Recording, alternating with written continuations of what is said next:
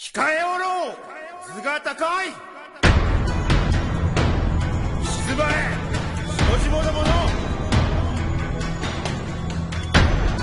控え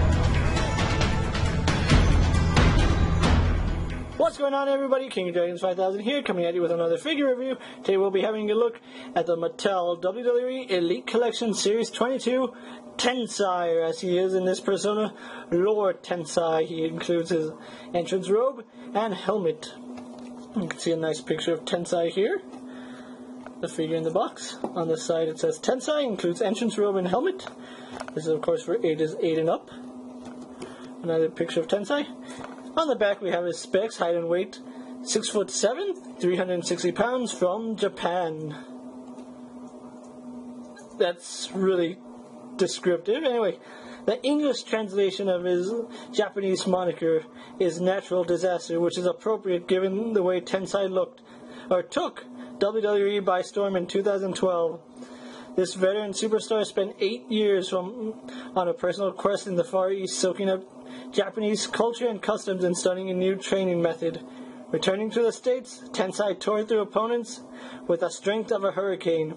Now this rising star from the land of the rising sun looks to leave a trail of devastation on his journey to the top, although his train seemed to have gotten derailed. See what I did there? Tensai, a train derail.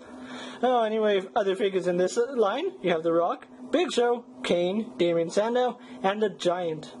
And here we have the Raw ring. Not much more to say about this. What I'm going to do now is get him open up, take him out of the packaging, and we'll go on to the rest of his review, so stay tuned, guys. And so here we have Tensai out of the packaging. Now let's get a good 360 of him. You really can't get a good idea of what he looks like with his robes on. But really does look nice with his entrance gear on. If I can zoom out a bit so we can get him all in frame. Yeah, there we go. But he is a pretty big figure. Before we go on to the figure itself, let's get a quick size comparison. And so here we have Tensai posed next to John Cena. As you can see, he is on this taller side of the spectrum. He is quite massive.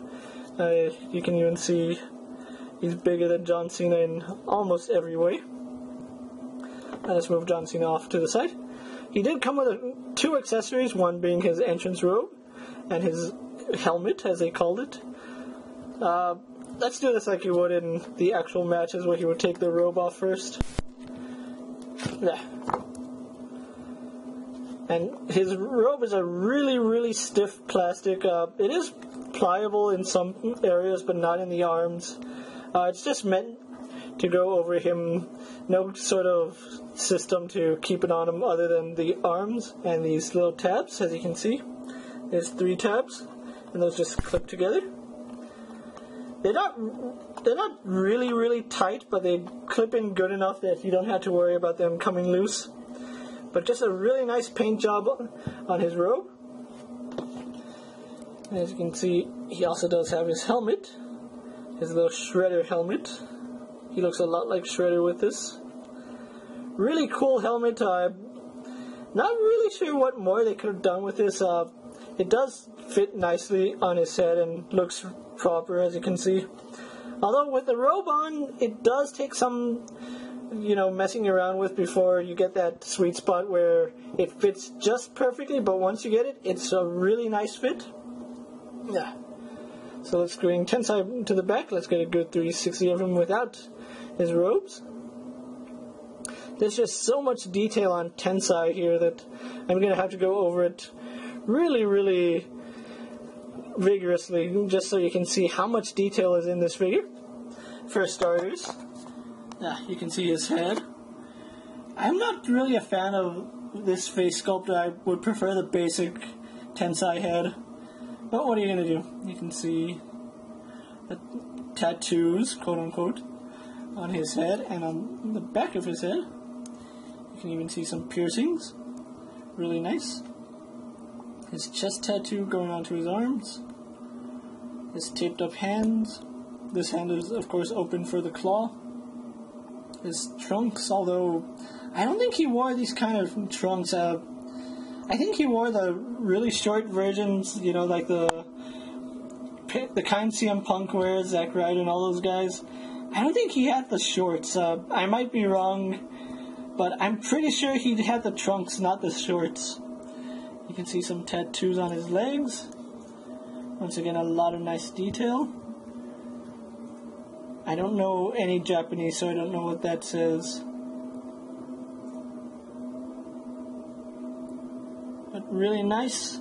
The reds do stand out against the blacks. Okay, moving back. So we can get some articulation in on Tensai. He has the standard elite articulation, despite being a bigger character. As you can see, his gut goes out more than all my other figures. He has a ball jointed head. He can look up, down, left and right, and tilt his head slightly. Arms go out, do a full 360. They spin at the bicep, bend in the elbow, spin and hinge at the wrist, although this hand is like really, really tight, and I don't know, I'm not sure if I'm worried about that or happy about it. I don't know. But it's the same for both arms, hinge wrist, swivel, spin, bicep, elbow, all that good stuff. He has an ab crunch, which goes up and down, as you can see. Waist is really loose on mine. What is it with me getting these loose jointed figures, specifically in the waist? Christian had kind of a loose joint. Vicky has a completely loose ab crunch, and my Dolph Ziggler has somewhat of a loose waist. I don't know, maybe it's just bad quality control on my figures. But anyway, legs go out. They go back and forth. He spins above or spins at the short, where his shorts end. He is double jointed in the knees, if you don't believe me. That's one bend. And that's two. He has boot swivel. And his ankles are really, really stiff. I'd much rather prefer them have stiff ankles rather than loose ones, because then they become a hassle trying to stand. But overall, I'm really happy I picked this guy up. Not much more I can say about him aesthetics-wise, so what I'm going to do is get him posed up and move on to my final thoughts, so stay tuned, guys. So here we have Tensai posed for my final thoughts, and I have to say he is a pretty good figure. I knew I was going to like him from the start, but I didn't think that I would enjoy him as much as I do. I'm going to keep him posed like this for a while. I'm going to do something right now. I'm not going to say that they completely ruined his character with this sweet tea gimmick. Anything that pretty much killed Tensai's career. Or Albert, you can't do anything without them turning you into the dancing fat guy. Seriously, this is his second dancing fat guy gimmick. He was with Scotty 2 Hotty, now he's with Brodus Clay. He can catch a break. I mean, Lord Tensai was actually a great gimmick, and I don't know why WWE decided to pair him up with Brodus Clay. I mean, that's one of the most... WTF, man? Why? It doesn't make sense to pair them up. I understand they're two big guys, but they don't have to team together. He was great on his own. I'm just rambling now. Back on track to the figure. He is really, really good. Like I said, I didn't expect to have as much fun with him as I am now. I am so glad I picked him up. Right now, Elite 22 it's in stores out there. It's not that hard to find right now. If you can find him, I highly recommend you pick Lord Tensai up. Yes, this is Lord Tensai, not Tensai. He has a robe and helmet, for crying out loud. He's Lord Tensai. Oh, but going on, if you can find him, I highly recommend you pick him up. You won't be disappointed. My only gripes with this figure is that his gear is made of this really dense plastic.